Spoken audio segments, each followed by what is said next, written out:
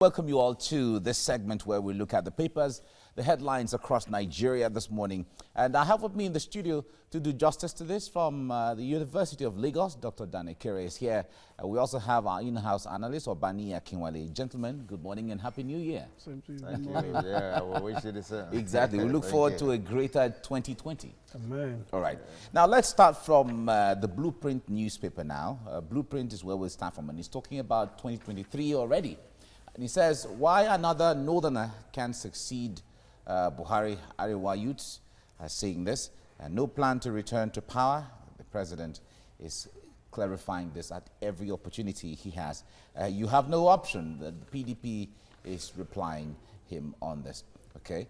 From there, let's go to Daily Times. Daily Times is saying, no third term for me in 2023. Buhari insists and assures citizens his administration would uphold the rule of law. A border security exercise meant to safeguard Nigeria's economy. Okay, that's what he says. Okay. From there, let's go to the Tribune. PDP to Buhari, you have no option but to go in 2023. As Buhari promises to quit in 2023, stable power supply, 13 housing estates, 47 road projects this year. Okay. Let's look forward to some of those things. From there, let's go to the Nation newspaper now. Buhari, how will improve electricity supply this year? Okay, President's comment on third term, reassuring, says Agbakuba Falano, Quakers. Now, PDP slams New Year's message as uninspiring. All right, still a fallout of all of those. That's what you see on the front page of the Nation newspaper. Now, let's go to the Guardian. The Guardian newspaper says, Disquiet as debts, low revenue usher Nigeria into New Year. The government's deficit exceeds 1 trillion naira in 9 months. A recurrent expenditure, borrowing costs to jolt economy. Now, Information Minister not well informed on debts. These are quotations I still find on the front page of the Guardian newspaper. Now, the Vanguard is the last paper we're looking at this morning, right now on this segment. What Buhari must do differently this year. All right, Afanifere, Arewa youths, Ohaneze, Pandef are all saying something on this. Buhari can better the economy and security. Ohaneze, ADF, Asetu is saying this. And declare emergency on security and economy. Arewa youths are saying this. And reorganize top hierarchy of armed forces. Pandef is the one recommending this. He sounds like a broken record. Fenifere and Khan are saying that one. Okay. Gentlemen, I'd like us to just talk about briefly this issue of 2023, third term, and all of that. It's quite early to talk about 2023, but in the political circle, they say there's no time. It's not too early or it's not too late, however way you see it, depending on how or from what window. But the president took time to clarify some of these things, just to ensure that all Nigerians are on board with the idea of third term, that it cannot happen, and so on. Why is this even a topic right now? Let me start with you, Obani. Let me say, like most of the commentators have actually stated there, the speech is uninspiring. The president is just trying to do the usuals, which is just like a regular sacrifice, routine thing. Then again, I don't know who the speechwriters of the Mr. President is. They are doing a bad job at it. The president's speech is unconvincing. The president's speech holds no water. The president's speech has been continuously bringing, I want to say, depression to Nigerians. And it's so unfortunate that a president that was just sworn in just about 6 or 7 months ago is already talking about not contesting in 2023. But isn't that important? It is not. And I'm afraid that we don't want to hear things like this from our president. You will recall vividly that after President Buhari contested the third time, he told us publicly that he's not going to contest. And you recollect that why Atiku and Co left APC to PDP is because there was an written agreement that president will not go for the second term. So if the same man is coming to us to tell us that he's not going in 2023, who knows? Remember vividly well, we are not thinking of minimum wage coming with 7.5% VAT. You never know president can call the National Assembly who has told us that they are not elected to fight the presidency, that they can amend his tenure since he's going to end of his term to run 6 years or 8 years. But sincerely yours, I've gone through the entire speech. And you ask yourself, a country that exports 2.5 billion barrels of petroleum a day is promising 47 roads for a country of over 200 million. A country is promising 13 housing estates. These are very... I keep asking myself, is it a must that we must have these rituals of January 1st by the president? But whoever is doing the president's speech is doing bad job at it. That is one. Then again, like they can't said, I'm not sure Ministry of Information still exists. Because you find out that but he has a minister. The Minister of Information has gone communicado. You hardly hear anything from Minister of Communication, of Information about what is the development and what have you. And if you look at what the president says, he said they have won the war, but they are finding the peace. So it's a concession that everything I've been promising for over the years is just promise, like APC, people call APC promise and cancel something, all promise cancel. So that's what President Buhari and his cabinet represents. All right, Dr. Kere, from your window, a lot of people said the president to reassure Nigerians that whatever it is, because it wasn't his making. When you hear people talk about the issue of third term, well, he had to clarify and assure Nigerians that there is nothing like that. Have we really locked that padlock and thrown away the key when it comes to looking at third term in Nigeria? Mike, it's really very funny that we are discussing such an issue, really. You say it wasn't his making, so how come is the one talking about it if it wasn't his making? Yeah, but if he keeps quiet, it will be that he has the interest. No, I don't think so. I don't think so. The truth is that although he has lamented the issue of his age, but from all indication, he is the type that if the environment provides that opportunity, he would even want to do it, from what I'm seeing. But this president is seen as the man of integrity over the decades. Yeah, the integrity that says I will contest and he contests. Principle that disobey court orders. Integrity that says after 3 times I won't contest. And it's contested. And he contested. And let's leave the issue of integrity. Everybody at one point or the other could exhibit integrity. And then the normal human issue comes up because the tendency to do every other thing is equally there for every human being. Circumstances can, but let's go into the real issue. Why should that be, a major issue in a speech? 2020. On a day like the first day of the year. I was expecting that actually you're going to read out programs that will impact the lives of the people more positively than issues about 2023. I would be surprised, but in his speech he talked about the issue of consolidating on the issues of the fight against corruption, the diversification and the security. Yes, it's not just about talk. Okay. We should equally see trends. But hasn't security improved, especially in the fight against insurgency? Is the issue of insecurity all about insurgency? Okay. Is it only in the northeast you have issues with security? It is still on. You could talk about the degree, all right? But it's still very much... We've come to a point where you cannot move freely anymore in Nigeria. So we want to be assured that truly things are in place for Nigerians to be, protected, to be secured, not just those who occupy high offices. You have a country where you do have enough police to police the state, and yet you have several policemen attached to people, specific persons, meaning that the rest people are not important. Now, that has not been addressed. The question of economy, we are still talking about it. Now, you have borders that are shut, and we are still not doing anything, even within, to make sure that life here is easy. Because over time, a lot of us are happy that at least that step was taken for certain reasons. Not necessarily because of, the other issues that have been raised, but at least for the neighboring countries to know that Nigeria is a state of its own. But then it shouldn't be about the so-called propaganda of rice farmers are smiling to the banks. Nigerians are not all rice farmers. So we should be talking about how everybody could be smiling, not just rice farmers. I don't even want to believe that all rice farmers are actually smiling. Now, what projects have you put in place to ensure that Nigerians who want to go to farm can actually go to farm? Because a number of times you hear of this Anchor Borrowers program and all the rest, and you begin to wonder, where is it really, in operation? Is it all over the country? Because I do know that practically in every state of Nigeria, farming is a major, business. It's a mainstay. Yeah, so of the people. how much are we doing in that regard? Can these loans you talk about actually afford tractors? Can they afford the mechanized kind of farming we are talking about?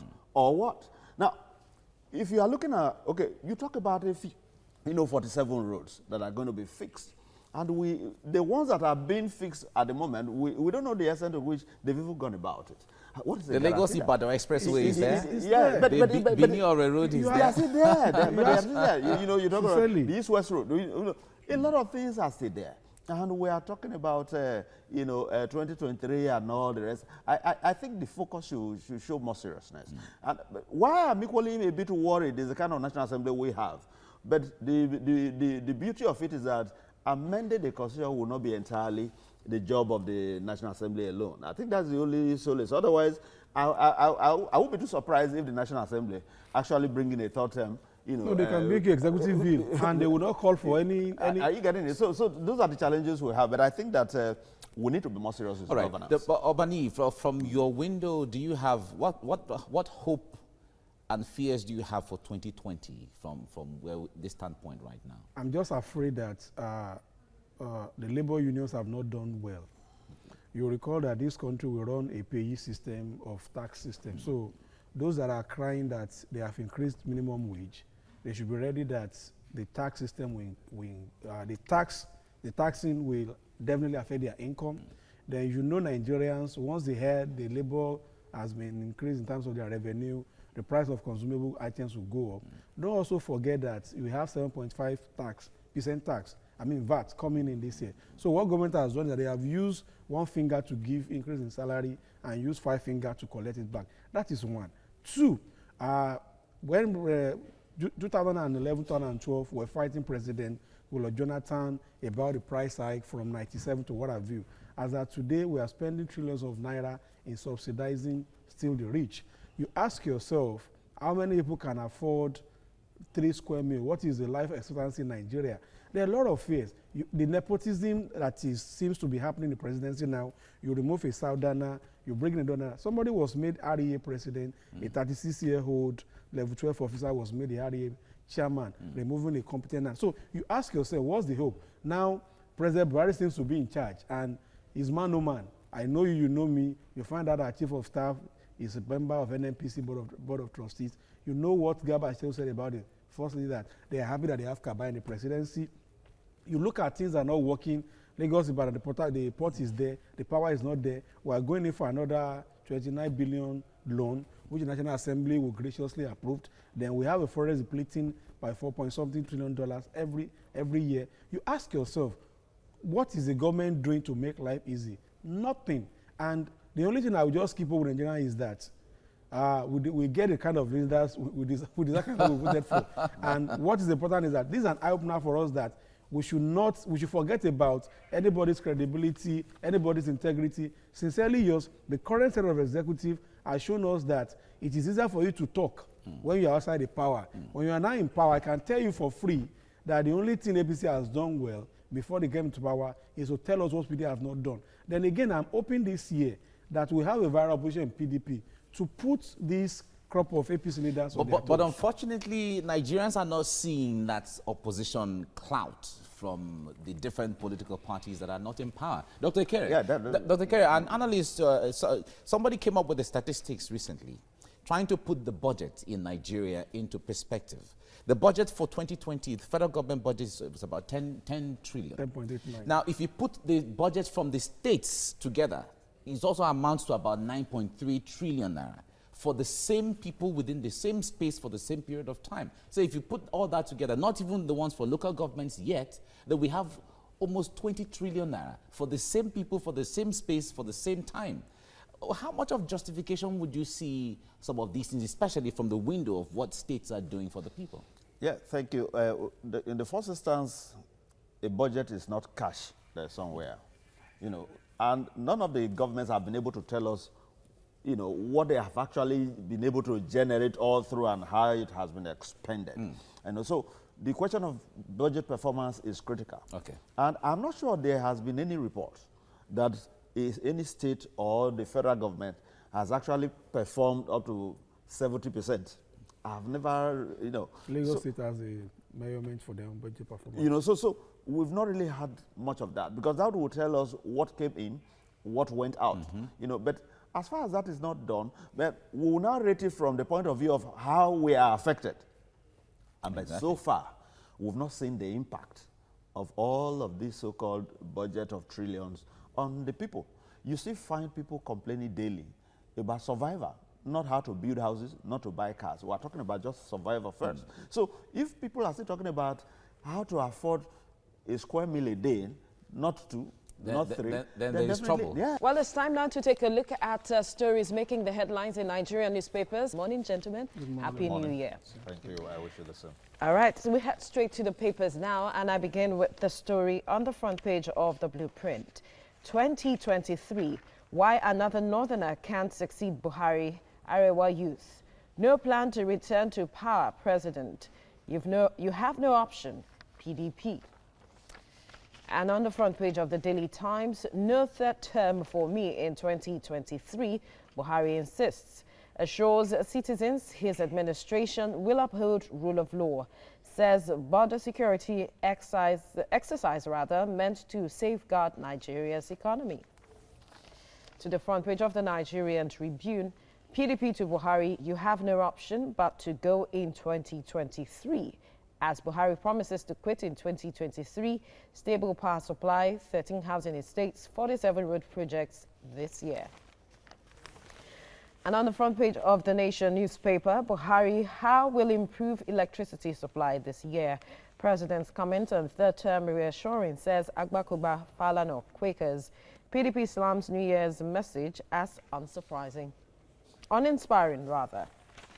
Well, to the front page of The Guardian, Disquiet as debts, low revenue usher Nigeria into new year. Government's deficit exceeded 1 trillion naira in 9 months. Recurrent expenditure, borrowing costs to jolt economy. Information Minister not well informed on debts. And finally, on the front page of the Vanguard, what Buhari must do differently this year at Afenifere, Arewa Youth, Ohaneze, Pandev. Buhari can better the economy, security, Ohaneze, ADF, Ashetu. Declare emergency on security, economy, Arewa Youth. Reorganize top hierarchy of armed forces, Pandev. He sounds like a broken record, Afenifere, Christian Association of Nigeria, CAN. All right, we'll be looking at the story on the front page of The Guardian, gentlemen, talking about Nigeria's economy. It says disquiet as debts, low revenue usher Nigeria into the new year. And it is, according to this, the newspaper, is saying a financial blow stares Nigeria in the face in 2020, looking at our debt profile that has been rising. But the government has said that when you look at this in terms of our GDP ratio to the borrowing that we have been doing and our debt profile, that it's still within range. It hasn't hit the 25% mark yet. It's at, I think, 18 or so. I wonder what comes to mind, seeing 2020 and also seeing that in the president's message, he talked about building on what we have achieved so far through the diversification of the economy and all of that to ensure a prosperous decade. I'll start with you, Bani. If you look at as you mentioned, our GDP to our national budget, to our reserve, is something that is encouraging. But we ask ourselves this sincere question that in Sena climb, the budgeting is always centered towards capital projects. And if you look at our budgeting, especially for 2020, you discover that we are going to run a deficit budget. We are going to do a lot of borrowing of about 2 trillion or thereabouts out of the 10 trillion that we're expecting. Not again that almost 60 to 70% of our budget is centered on recurrent. So you ask yourself that, how are we going to sustain this a deficit economy because what we are borrowing for is what we are consuming, not what we generate into the system. So sometimes you begin to ask yourself, the School of Economics that some of our economic financial analysts in the presidency or what have you has done. Then earlier on, myself and Doctor were discussing behind that, how is it that China is able to work their economy and the economic team or political advisors are working well? And what we have seen so far is that the Communist Party has a manifesto, and they follow their manifesto and they ensure that they implement it. APC, before they come to power, they promised us to take 5 million, to create 3 million jobs per year. How have we been able to follow that dogmatically? Have been able to generate people that are below 5,000, have been able to implement that policy. So you find out that President Obasanjo, ex-President Obasanjo, borrowed $16 billion for power projects. How are we able to implement the borrowing? Now you ask yourself, President Buhari is going to China or to what have you to borrow another $29.6 billion, where he has less than 38 months as a president. So is the incoming government going to toe the same line? Is it that we do not understand the implication of all of this borrowing? Because we keep hearing them, like he rightly pointed out, the GDP ratio in terms of our debt profile is still within range, but then the implication still stares us on the face because of we see that we always have to service debts every year. Yeah, Veronica, if you look carefully, you see, that's the part of the problem we have with statistics. You know, you'll be hearing percent of what, you know. Now, the minister told us, Minister of Finance, that we are still within range because what we have borrowed obviously has not hit, you know, the 25% mark. Yeah, that's the way they look at it. Now, if you are rich and you have so much money in your account, and meanwhile what you are owing is almost as good as what you have, you are almost a poor man. You know, because at the time you actually, no, but there's nothing wrong with borrowing with governance. There's nothing wrong with borrowing.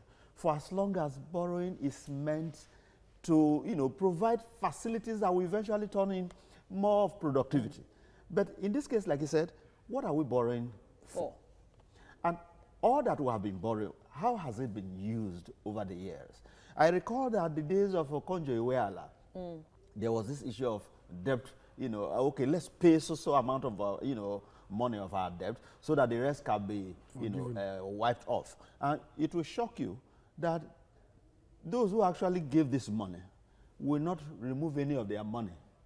So what we had then will not be different from, okay, this was actually what we gave, and all the rest, we've gained this, we've gained that. So if you say you pay this amount en bloc and wipe off, they are not losing, because nobody will give you money and want to lose his money. So clearly what happened then was that we just took money and some individuals pocketed it in the name of, you know, doing one thing or the other. And now we are borrowing.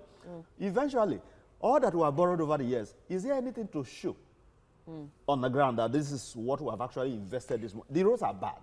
Practically every infrastructure in Nigeria is terrible. Look at the health sector, look at education. I don't know any segment that you can boast of that we've done very well. I like one of my friends who said we're doing very well negatively. Recently, a World Bank report said that if care is not taken, more Nigerians would sink into extreme poverty. And then the president in his statement said that he is committed to lifting 100 million Nigerians out of poverty. With this kind of figures and reports facing financial issues staring in our faces, Veronica, how realistic is that? That number of people, maybe they were looking at, you know, the first time they talked about taking a lot of people out of poverty, and what they aimed at doing was to give them 5,000. I don't know if that is the poverty they are taking people out of, 5,000. What strategy have you put in place? What policy is in place, and how is it being implemented to ensure that people, because the few areas people will go into, one of it is the area of social media.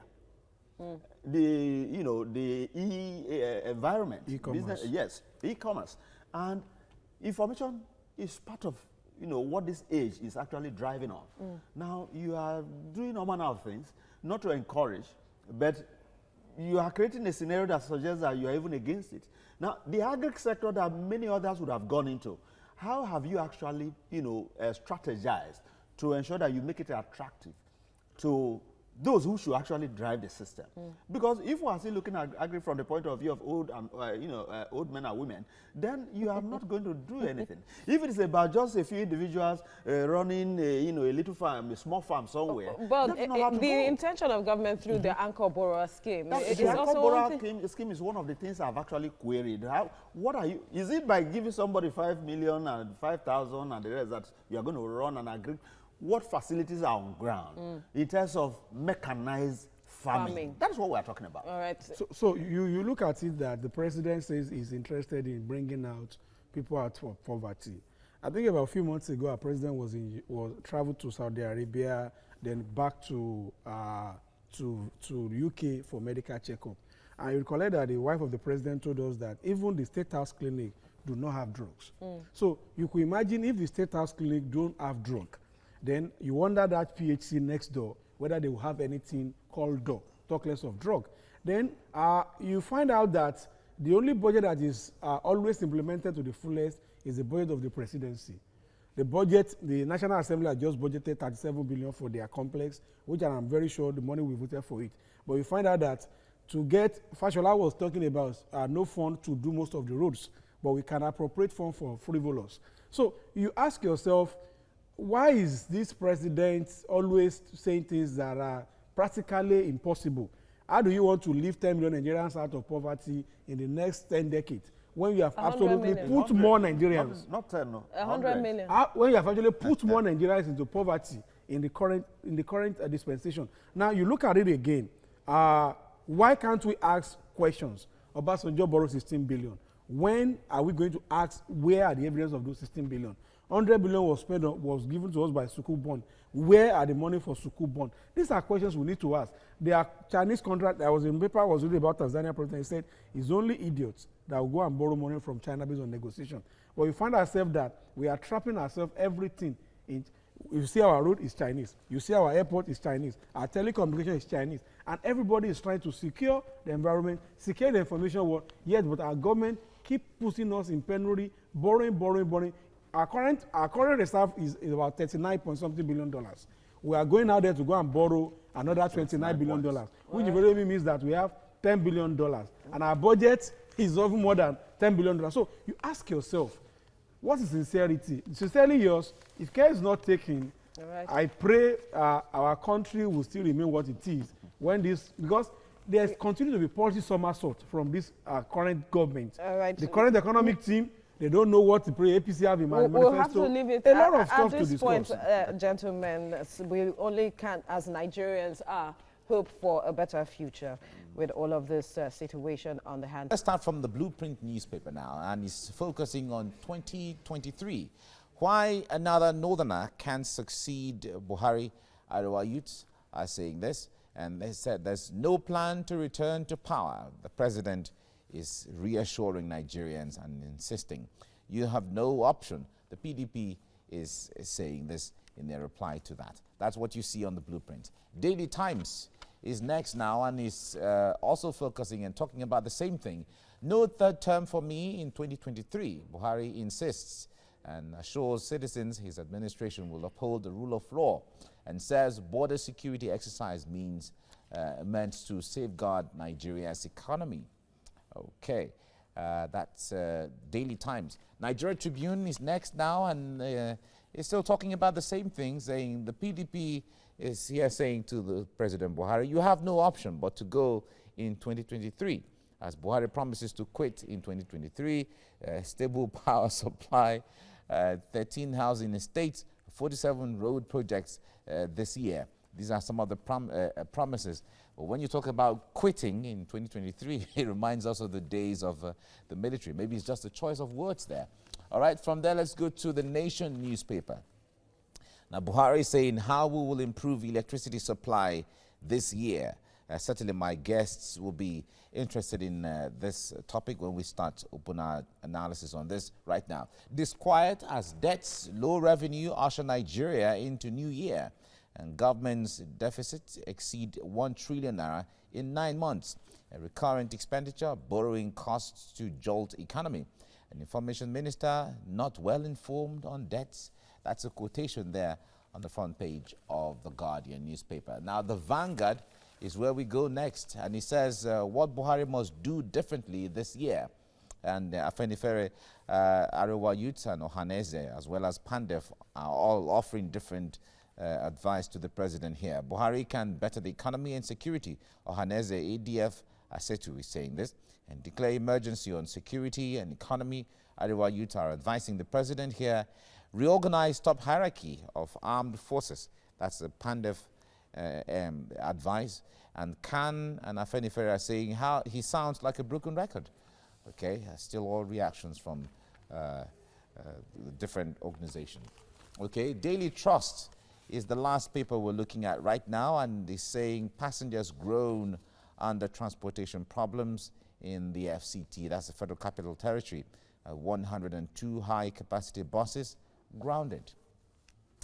It talks about the challenges in the transportation in the Federal Capital Territory. All right, gentlemen, the story on the Nation newspaper, where Buhari, the president, is saying how will improve electricity supply this year. He's talking about so much radical change in the strategies in the electricity sector. More players are going to come in, and also exploring different sources of electricity, especially when you're talking about renewable energy. He's talking about all of those that should, add up to the system. I wonder how optimistic you are, Dr. Ekere, with this. We have to be optimistic, but not on this promise, because we've seen it across, the years, right from 1999 and all of that, and there hasn't been much improvement, really, and several, measures have been put in place. Much money has been invested. We've seen, trillions of naira going into the sector. It has been privatized, we're made to understand, and yet still being funded by government. Just like banks that will be having issues and government will bail them, but will not bail their own institutions out of challenges. Now, another dimension of promise, how we tend to improve electricity, that should always be a priority. But is it really something that we can be so sure of? Because we've been told over time that this was going to happen. Now, let's even assume that you have put in place measures to generate more. How do you eventually transmit this? How does it get to the final consumer? Has that been, except you are telling me that some other plans have been put in place and seriously be worked on to carry this in through. Otherwise, it's not enough to talk about generation. Because we do hear sometimes that we have generated this. I remember that some time ago, Fashola boasted of how much they've generated, but yet the country was still in darkness. So we want to see... From system collapse. Whatever name, at least when you are giving us these assurances, you should look at it holistically. Okay. From generation to transmission, and at the end of the day, let it be in the doorstep of the final consumer. Yeah, then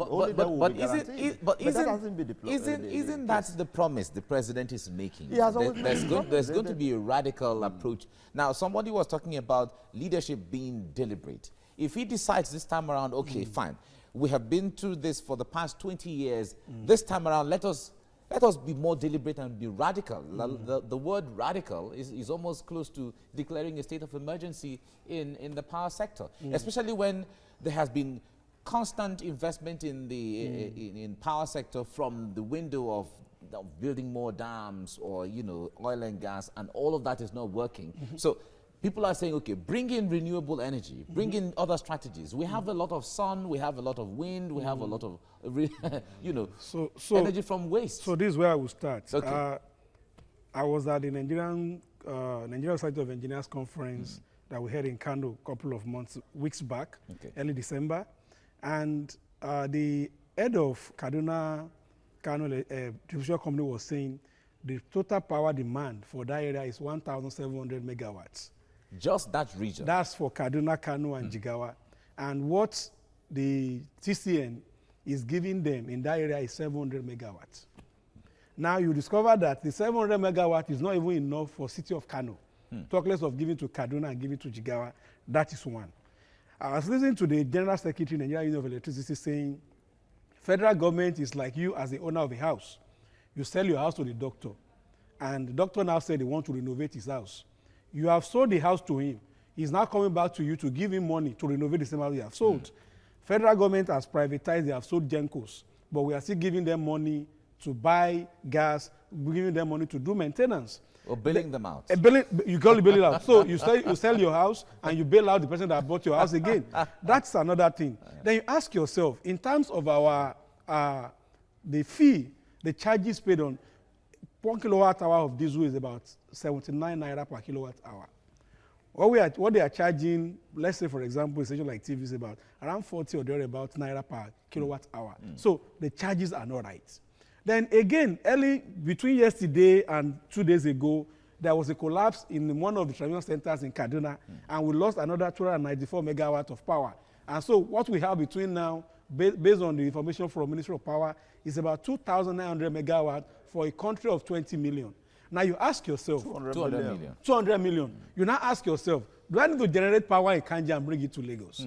So you ask yourself, why do we need to bring a gas station in Pakpalanto when there is no provision for gas to fire the gas turbine power stations? So the government coming and saying they have deliberate policy when after 50 years of independence, we cannot ferry 7,000 megawatts of power based on a transmission line.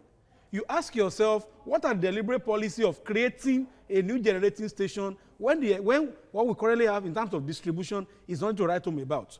What do you say about an ineffectual or ineffective transmission system that we have in the system? What do you talk about when you have lopsidedness? The new REA that was just employed was the level 12 officer in civil service, was employed as the MD of Rural Electrification Agency, simply because his father used to be the special advisor to President Buhari on Petroleum Trust Fund. You now ask, what are deliberate policies?